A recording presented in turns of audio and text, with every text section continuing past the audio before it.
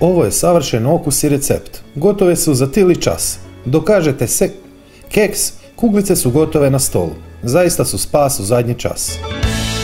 Mogu se pripremati s tamnom ili bijelom čokoladom. Obje verzije su super ukusne.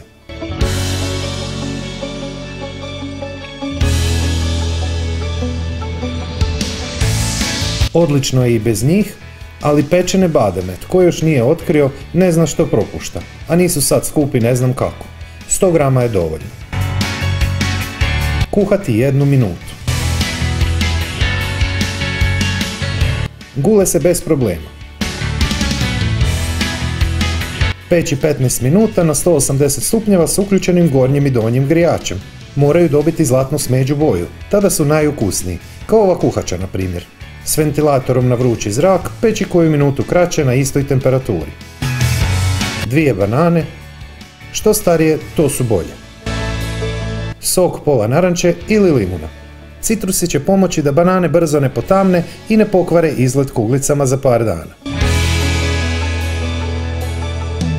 Ugasiti i poklopiti, pa na pari otopiti 75 grama maslaca i 200 grama bijele čokolade.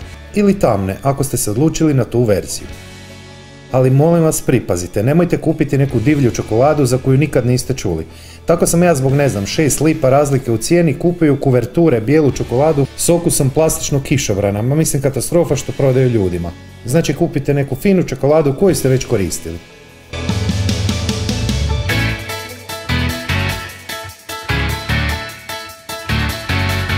...250 grama mljevenih keksa, ja sam koristio Petit keks, ali generalno mogu bilo koji. 150 grama kokosa i 100 grama šećera u prahu. I ne, nemojte izostaviti šećer, niti ga smanjivati, vjerujte mi. Spremiti oko sat vremena u hladnjak da smjesa malo očvrsne. Dobiti ćete oko 70 do 100 komada, sve ovisi o veličini kuglica. Dobro ohladiti i poslužiti. Ispod svakog mog videa je pisani recept, popis sastojaka, postupak i savjeti koji nisu stali u video.